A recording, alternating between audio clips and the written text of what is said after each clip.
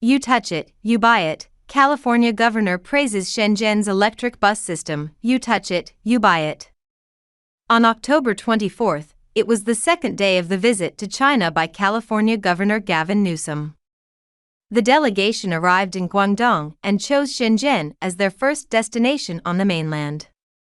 Newsom and his team visited the Antuo mountain bus depot of Shenzhen Bus Group to learn about the development of electric buses in Shenzhen and even took a test ride in a BYD electric car. Speaking to Shenzhen TV reporters, Newsom praised BYD's turning on a dime black technology as a groundbreaking achievement and expressed his interest in buying two. Upon arriving at the bus depot, Newsom showed great interest in the various types of BYD electric buses parked on site.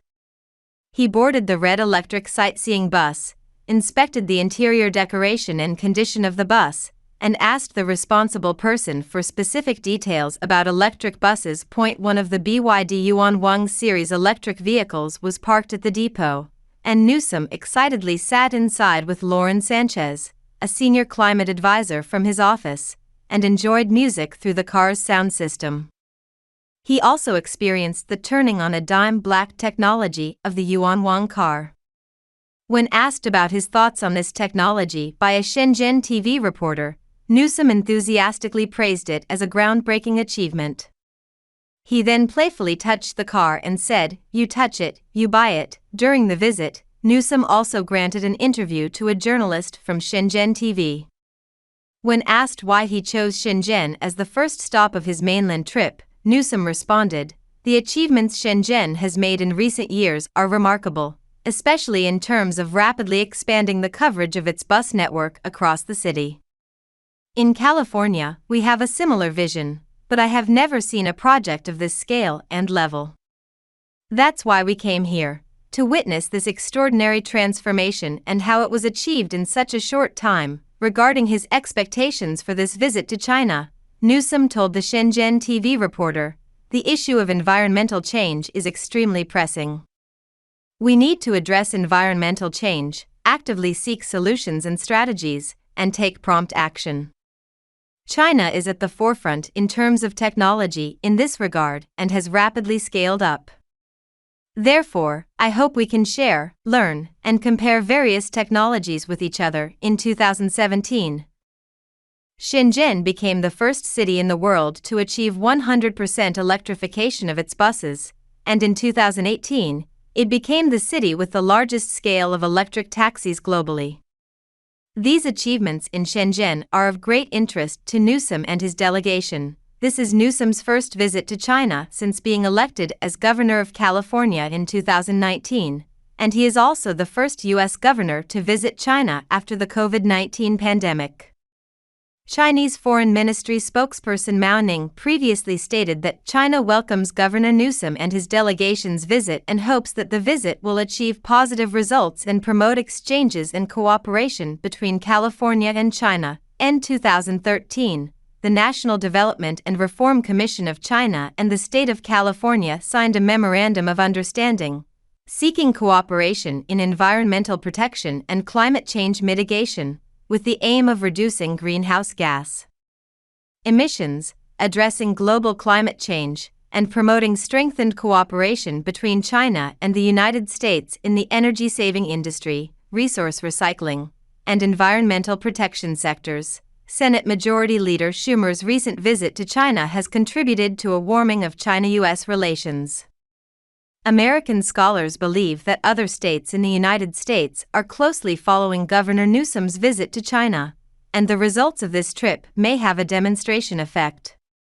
Some analysts believe that Governor Newsom's visit to China undoubtedly sends a positive signal, especially at a time when there are still many differences between the two countries, emphasizing the importance of maintaining dialogue. U.S. media. Shenzhen is the future city that the United States dreams of. Why are countries and regions around the world vigorously developing electric vehicles?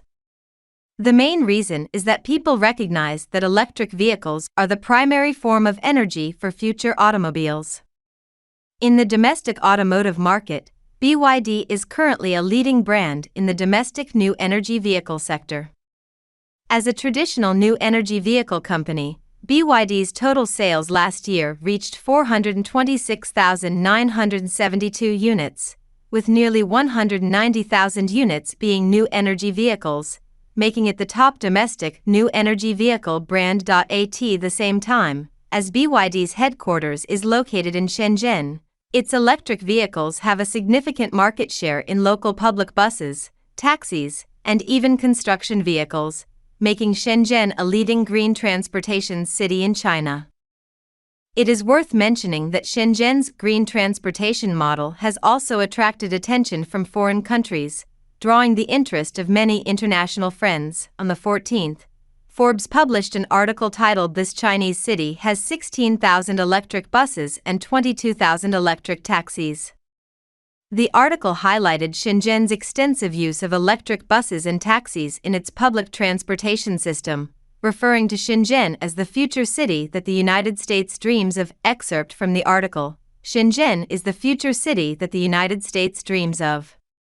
This city, with a population of around 12 million, has made a large-scale transition to electric transportation, with 16,000 electric buses and 22,000 electric taxis.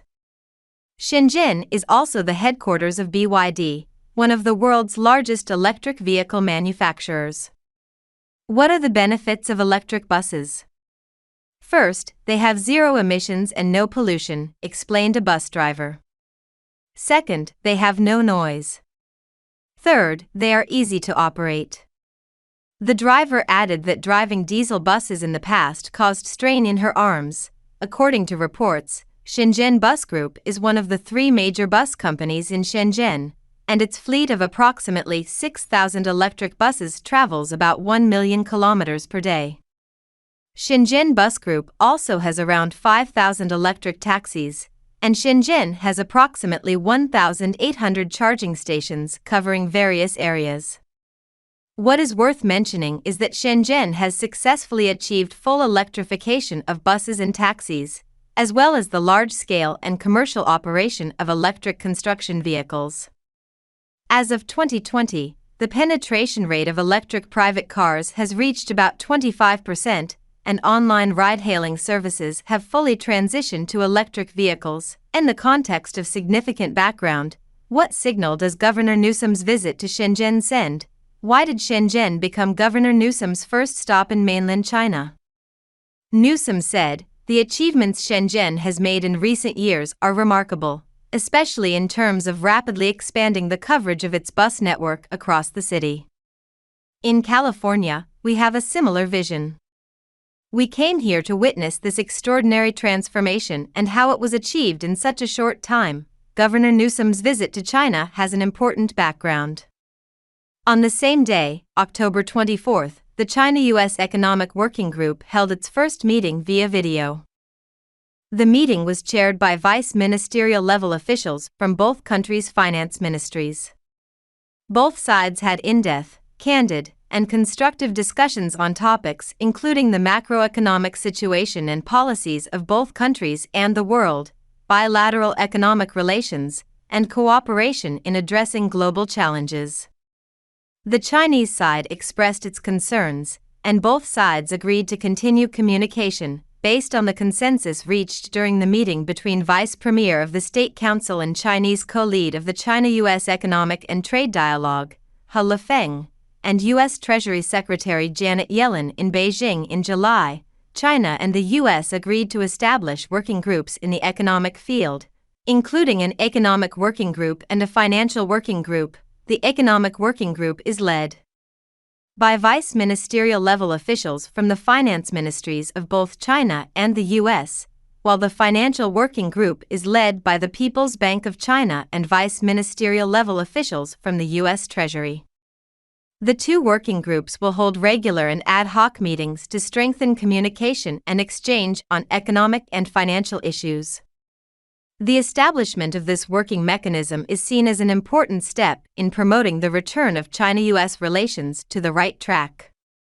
Therefore, Governor Newsom's visit to China has attracted significant attention in this context. However, those familiar with the U.S. political system know that actions by state governments do not necessarily represent the will of the federal government.